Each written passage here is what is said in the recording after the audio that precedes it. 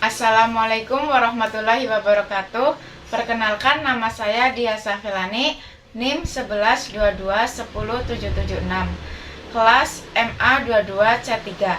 Di sini saya akan mempresentasikan pendidikan kewarganegaraan bertema masalah kewarganegaraan dan tidak berkewarganegaraan. Latar belakang. Warga negara adalah salah satu fundamen penting dalam keberadaan sebuah negara.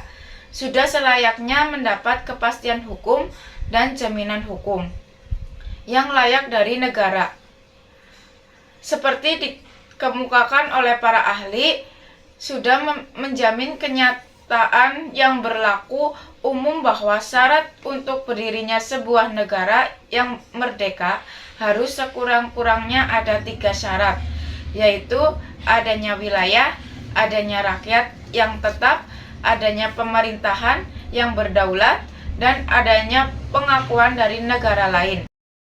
Seorang warga negara Indonesia harus mendapat jaminan perlindungan dan kepastian hukum atas hak-hak yang dimilikinya, sekaligus kewajiban-kewajiban yang menjadi tanggung jawab sebagai warga negara dari suatu negara. Warga negara atau kewarganegaraan merupakan salah satu unsur konstitutif keberadaan suatu negara. Warga negara merupakan bagian dari suatu penduduk dan menjadi sebuah unsur negara, dan konstitusi mempunyai hubungan yang tidak terputus dengan tanah airnya. Jadi, negara hukum material atau dapat disebut welfare state adalah negara yang mana pemerintahan negara memiliki keleluasaan untuk turut campur tangan dalam urusan warga dengan dasar bahwa pemerintahan ikut bertanggung jawab terhadap kesejahteraan rakyat. Indonesia merupakan negara hukum yang mengakui dan menjamin hak asasi manusia dalam proses penyelenggaraan kehidupan berbangsa dan bernegara. Hal ini terdapat dalam ketentuan pasal 3 ayat 2 nomor 31 tahun 1999 tentang hak asasi manusia yang menyatakan setiap orang berhak atas pengakuan, jaminan, perlindungan, dan perlakuan hukum yang adil serta mendapat kepastian hukum dan perlakuan yang sama di depan hukum. Negara hukum sebenarnya telah lama dikembangkan oleh para filsuf dari zaman Yunani kuno. Plato dan Aristoteles mengungkapkan bahwa negara hukum adalah negara yang diperintahkan oleh negara yang adil. Dalam filsafatnya, keduanya menyatakan bahwa konsep negara hukum memiliki suatu cita-cita, yaitu untuk mengejar kebenaran, mengejar kesusilaan, mengejar keindahan, dan mengejar keadilan. Bahwa negara merupakan salah satu pendukung negara, tapi dalam hal memahami warga negara masih sering ditemukan kekeliruan mengenal penduduk dan warga negara. Dalam beberapa kasus, istilah penduduk sering digunakan untuk menjelaskan pengertian warga negara dan sebaliknya. Untuk menghindari kesalahpahaman tersebut, Pasal 26 Undang-Undang Dasar 1945 memberikan batasan atau pengertian antara penduduk dan warga negara. Merupakan pasal 26 ayat 1. Disebutkan bahwa yang menjadi warga negara ialah orang-orang bangsa Indonesia asli dan orang-orang bangsa lain yang disahkan dengan undang-undang sebagai warga negara. Sedangkan penduduk menurut pasal 26 ayat 2 disebutkan bahwa penduduk ialah warga negara Indonesia dan orang asing yang bertempat tinggal di Indonesia. Dari penjelasan tersebut dapat disimpulkan bahwa keduanya berbeda. Warga negara merupakan unsur hakiki yang menjadi pokok suatu negara. Karena itu, seperti apa yang dijelaskan pada pasal 26 ayat 1, setiap masyarakat akan memiliki status kewarganegaraan yang menimbulkan hubungan timbal balik antara warga negara dan negaranya. Rumusan masalah. bagaimana masalah-masalah kewarganegaraan dan tidak berkewarganegaraan itu dapat timbul. Pembahasan. Bagi sebagian besar dari kita yang telah menjadi warga negara suatu negara, hak dan kewajiban seorang warga negara cenderung dianggap sebagai suatu hal yang lumrah atau biasa. Kebanyakan dari kita dapat mendaftarkan anak-anak ke sekolah, memperoleh pelayanan kesehatan saat sakit, melamar pekerjaan bila perlu, dan memilih wakil-wakil yang kita inginkan untuk duduk di pemerintahan. Kita merasa mempunyai hak atas negara tempat kita tinggal. Kita mempunyai rasa memiliki yang sangat mendalam terhadap suatu hukum jauh lebih besar dari diri kita sendiri. Namun bagaimana dengan orang-orang yang tidak mempunyai kewarganegaraan atau yang tidak mempunyai negara? Tanpa kewarganegaraan, seseorang tidak dapat ikut memiliki di negara tempat ia tinggal, tidak dapat mengajukan permohonan untuk mendapatkan dokumen perjalanan, dan bahkan tidak dapat memperoleh sertifikat atau akta nikah dan sebagainya.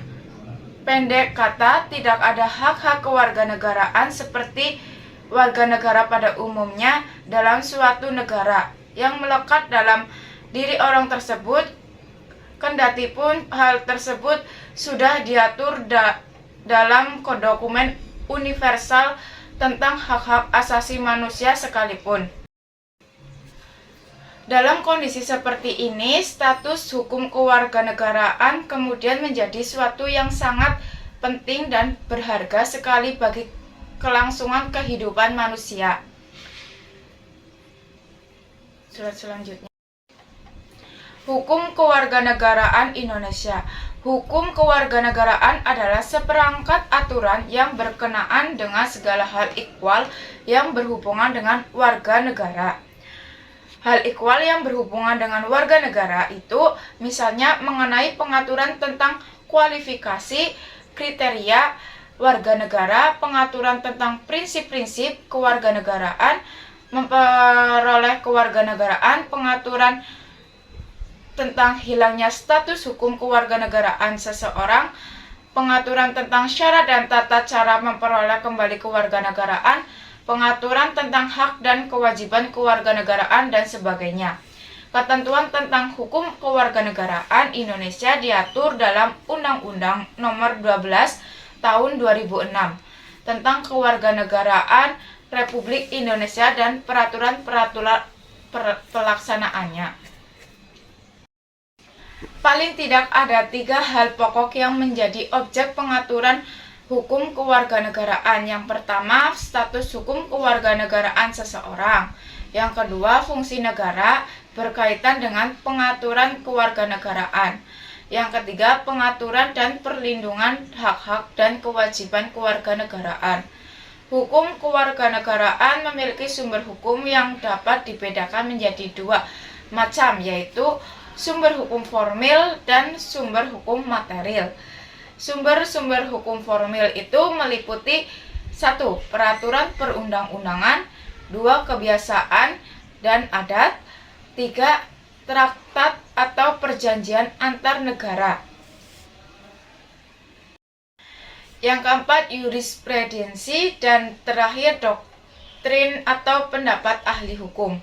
Sumber hukum material adalah sumber hukum yang menentukan isi atau materi kaidah hukum. Termasuk dalam sumber hukum material ini, misalnya dasar dan pandangan hidup bernegara, kekuatan politik yang berpengaruh pada saat merumuskan kaidah-kaidah hukum kewarganegaraan. Sumber hukum formil maupun material ini kedua-duanya penting. Namun untuk mempelajari ilmu hukum positif, sumber-sumber hukum dalam arti formil itu lebih dapat membantu di mana saja kita bisa mendapatkan atau menemukan ketentuan-ketentuan hukum atau kaidah-kaidah hukum yang perlu diketahui. Hukum kewarganegaraan sebagai ilmu hukum positif merupakan kajian hukum positif yang bersifat nasional. Tulisan ini membahas hukum kewarganegaraan terkait dengan masalah kewarganegaraan dan tidak berkewarganegaraan. Status kewarganegaraan. Status hukum kewarganegaraan yang dimaksud di sini adalah status seseorang terkait dengan kewarganegaraannya dalam suatu negara berdasarkan peraturan perundang-undangan yang berlaku. Konsep status hukum kewarganegaraan menunjukkan pada konsep hubungan hukum antara individu dengan negara. Di samping menunjuk pada ada tidaknya pengakuan dan perlindungan secara yuridik, hak-hak dan kewajiban yang melekat baik pada individu maupun pada negara yang bersangkutan. Melihat bahwa hubungan hukum individu dengan negara menyangkut masalah status hukum kewarganegaraan itu baru diatur oleh hukum internasional. Apabila status hukum kewarganegaraan dimaksud tidak dimiliki oleh individu atau seseorang tersebut dan hukum nasional negara yang bersangkutan tidak mengaturnya, status hukum kewarganegaraan dalam suatu negara lazimnya diatur dalam konstitusi atau peraturan-peraturan perundang-undangan nasional suatu negara. Konstitusi atau peraturan perundang-undangan nasional tersebut terkait dengan masalah status hukum kewarganegaraan pada umumnya mengatur siapa yang dapat dikualifikasikan secara yuridis sebagai warga negaranya dan siapa pula yang tidak biasanya. Diatur pula tentang siapa saja yang oleh karena status hukum kewarganegaraannya itu memperoleh hak-hak dan menyandang kewajiban-kewajiban kewarganegaraan atau tidak. Berdasarkan apa yang diuraikan di atas, maka konsep status hukum kewarganegaraan pada umumnya dapat dirumuskan sebagai berikut. Yang pertama, status hukum kewarganegaraan merupakan identitas personal yang melekat pada diri seseorang terkait dengan hal ikhwal kewarganegaraannya. Yang kedua, status hukum kewarganegaraan dapat memberikan gambaran tentang kondisi hubungan hukum antara individu atau seorang dengan negara. Yang ketiga, status hukum kewarganegaraan menunjukkan pada ada tidaknya tanggung jawab negara atas kondisi kewarganegaraan atau tak berkewarganegaraannya seseorang. Yang keempat, status hukum kewarganegaraan menunjuk pada pekerja tidaknya rezim hukum nasional dan atau hukum internasional. Masalah kewarganegaraan dan tidak berkewarganegaraan. Hampir semua hukum kewarganegaraan yang dimiliki oleh negara-negara di dunia mengatur tentang masalah kewarganegaraan dan tidak berkewarganegaraan seseorang. Sidang Umum PBB juga telah memberikan mandat kepada United Nations High Commission for Refugees (UNHCR) sebagai lembaga yang bertanggung jawab mencegah serta mengurangi terjadinya keadaan tak berkewarganegaraan. Prinsip-prinsip hukum umum dalam hukum kewarganegaraan yang ditarik dari ketentuan pasal 15 Deklarasi Universal Hak Asasi Manusia 1948 menyatakan semua orang berhak mempunyai kewarganegaraan. Tak seorang pun boleh dihapus kewarganegaraannya secara sewenang-wenang atau dilarang merubah kewarganegaraannya. Pasal 15 ini telah menganugerahi setiap individu dimanapun di dunia dengan hak untuk mempunyai hubungan hukum dengan suatu negara. Kewarganegaraan tidak saja memberikan identitas hukum pada seseorang, tetapi juga memberikan hak kepada seseorang untuk memperoleh satu jaminan dan perlindungan hukumnya dari negara. dan hak-hak konstitusionalnya serta hak-hak lainnya sebagaimana telah diatur dalam peraturan perundang-undangan nasional maupun diatur dalam hukum internasional. Pada umumnya, keadaan tak berkewarganegaraan dapat disebabkan oleh beberapa hal, di antaranya karena konflik hukum, perubahan wilayah negara, hukum perkawinan, prosedur administrasi, diskriminasi, tidak mempunyai surat kelahiran, dan yang terakhir, pembatalan kewarganegaraan oleh negara dan sebagainya. Yang pertama, konflik hukum. Konflik hukum yang dimaksud ini adalah konflik hukum terkait dengan pembatalan kewarganegaraan. Beberapa negara mempunyai hukum kewarganegaraan yang mengizinkan warganya untuk menanggalkan kewarganegaraannya tanpa terlebih dahulu memperoleh atau mendapat jaminan perolehan kewarganegaraan lainnya. Dan yang kedua, perubahan wilayah negara. Peralihan wilayah atau kedaulatan suatu negara sudah lama menjadi penyebab terjadinya ketak berkewarganegaraan. Hukum kewarganegaraan dan pelaksanaannya biasanya berubah saat negara mengalami perubahan wilayah atau kedaulatan, seperti saat negara merdeka dari kekuasaan penjajahan. Ketiga, hukum perkawinan. Beberapa negara secara otomatis merupakan status kewarganegaraan seseorang perempuan pada saat ia menikah dengan seorang non-warga negara. Perempuan demikian dapat menjadi tak berkewarganegaraan jika dia tidak segera memperoleh kewarganegaraan suaminya secara otomatis.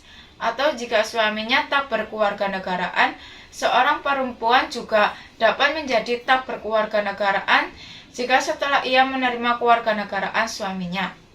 Mereka lalu bercerai sehingga ia kehilangan kewarganegaraan yang diperolehnya pada saat menikah.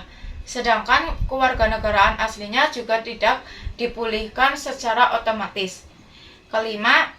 Keempat, prosedur administrasi. Ada banyak ketentuan administrasi dan prosedur yang terkait dengan perolehan, pemulihan dan lepasnya kewarganegaraan, walaupun seseorang sudah layak mengajukan permohonan untuk memperoleh kewarganegaraan, bahkan jika seseorang telah berhasil mengajukan permohonan kewarganegaraannya, namun biaya administrasi, waktu tenggat yang terlalu ketat, atau ketidakmampuan untuk memberikan dokumen yang diinginkan karena masih dipegang oleh negara kewarganegaraan sebelumnya. Semuanya dapat mencegah seseorang untuk memperoleh kewarganegaraannya. Kelima, diskriminasi. Salah satu prinsip yang membatasi wewenang negara untuk memberikan atau menolak kewarganegaraan seseorang adalah larangan terhadap diskriminasi ras. Prinsip ini tercermin dalam Konvensi tentang penghapusan segala bentuk diskriminasi ras maupun dalam perangkat-perangkat lainnya. Melalui rekomendasi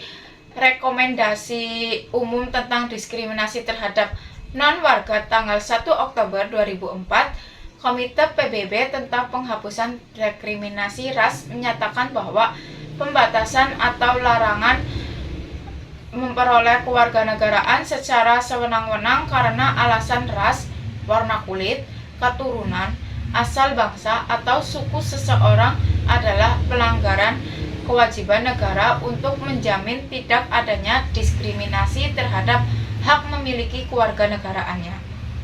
Yang keenam, tidak mempunyai surat kelahiran. Perjanjian internasional tentang hak sipil dan politik dan Konvensi Hak Anak menyatakan bahwa setiap anak dimanapun dilahirkan harus segera didaftarkan setelah lahir. Setiap anak mempunyai hak untuk memperoleh kewarganegaraannya.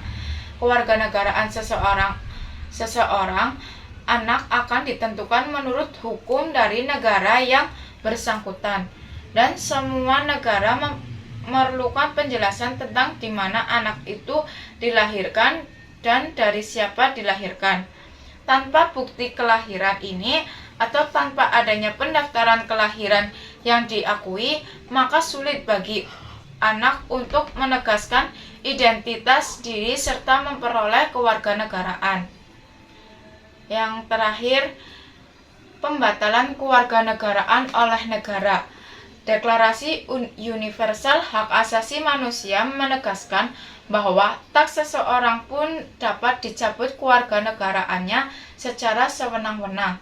Konvensi 1961 dan Konvensi Kewarganegaraan Eropa 1997 secara tegas membatasi wewenang negara yang dapat membuat seseorang kehilangan kewarganegaraannya. Kehilangan kewarganegaraannya demikian harus disertai jaminan prosedur yang lengkap dan tidak mengakibatkan kotak kewarganegaraan. Hilangnya kewarganegaraan seseorang terjadi ketika negara membatalkan warga negara seseorang karena negara sedang melaksanakan prosedur yang diskriminatif. Tindakan ini biasanya diikuti dengan pengusiran orang tersebut.